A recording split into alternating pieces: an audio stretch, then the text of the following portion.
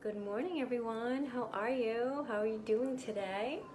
So today we're talking about intuitive eating principle number 5, feeling your fullness. So we're going to be learning how to listen to our bodies, listen to those internal cues, okay? So my name is Kelsey Mashad, and I help people to just gain control of emotional eating so that they can just quit dieting and feel confident in their body and in the choices that they're making so that they can just step into their power. So with principle number 5 of intuitive eating, if you're coming from a situation of dieting and dieting mentality, that's not, it can be kind of scary and maybe a little difficult to embark on this intuitive eating. Good morning, Suzanne. How are you today? So with this principle number 5 of intuitive eating, we're focusing on feeling our fullness. Hi, Chris. So what you want to do is you just really want to listen to your body's signals that are telling you that you are no longer hungry. Hi, Jenny. How are you? So you're going to be an observer here, okay? So you're going to observe the signs that are telling you that you're comfortably full, that you've gotten to that point. And I know that sounds really, really simple, but in reality, when we go to do it, sometimes it's not. This is where a lot of my clients get tripped up. So you're going to be an observer here, and you're going to pause in the middle of eating, okay? You're going to pause for a moment and ask yourself how your food is actually tasting, okay? Give yourself that satisfaction. Give yourself a minute. And then at that point, think about your hunger level. What is your hunger level at that point when you actually pause in the middle of your eating? So I want you to remember that you can't fail at this. You cannot fail at intuitive eating, because there are times when we eat beyond our fullness, and then there's times when we're eating, while we're distracted. And this principle is about just being able to connect just so much more deeply with your body's signals rather than worrying about being perfect. Okay, so hi Alice, how are you?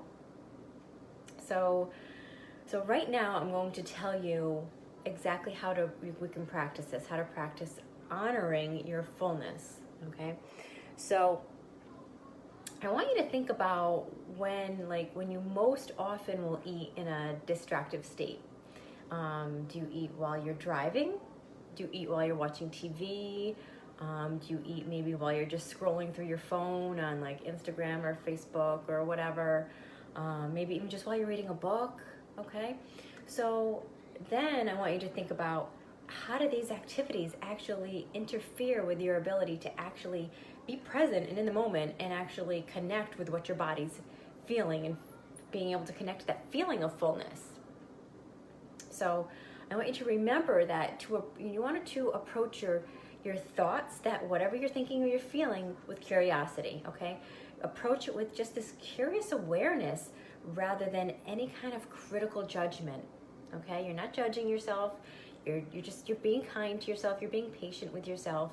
Be patient and gentle with yourself this whole time.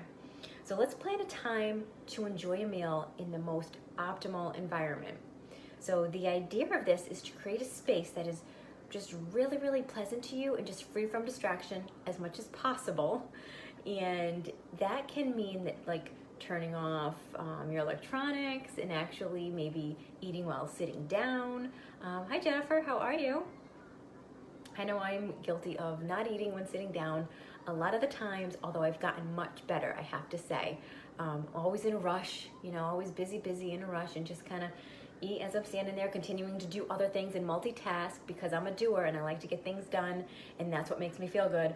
But it is important to slow down and listen to your body while you're eating, okay? So this can be just a really, really powerful way to reconnect with your body. A lot of times, we lose that connection because we're in that rush. So this is a really powerful way to reconnect.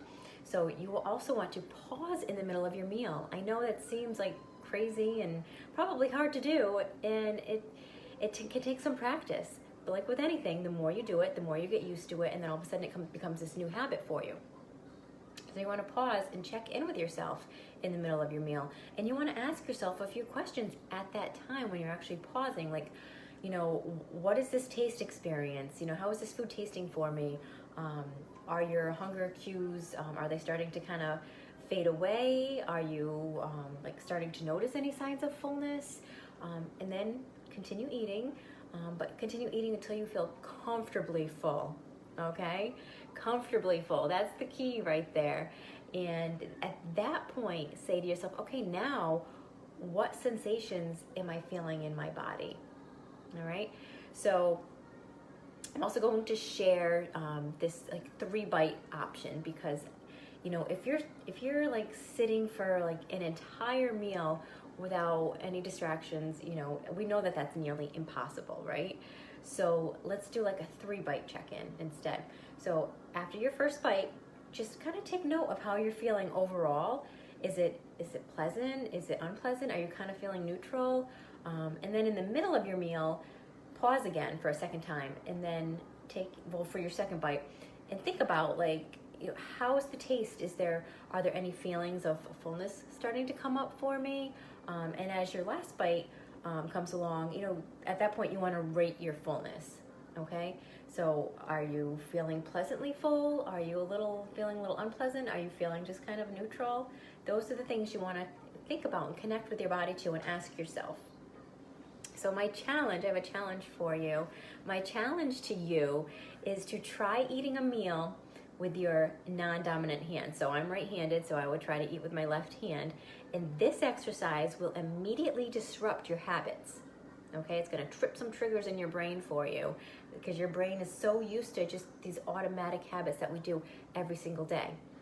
So for example, if you're somebody who's used to, say you're an emotional eater and you are feeling a little off, a little upset about something, maybe a little aggravated, anxiety, frustrated, whatever you might be feeling, and your first thought is to go find something that's comforting, which is food, right? So that's like an automatic trigger in your brain, because it's become a habit for you. It's something that you do all the time. Well, this is teaching you, just a small little exercise. My challenge for you is teaching you how to trip some triggers in your brain so that you're not automatically going to what you don't want to be doing, okay? So try to eat with your non-dominant hand. That's going to help you disrupt those triggers, and is going to force you to pay closer attention to your eating and to your body signals. Hi, Andrea, how are you? Okay, and keep in mind that in the beginning, feeling your fullness, it requires practice and patience in eating with intention. Okay, these are all things that we want to incorporate when we are really trying to practice to honor our fullness. Okay, so please let me know if you have any questions at all about the content I just covered.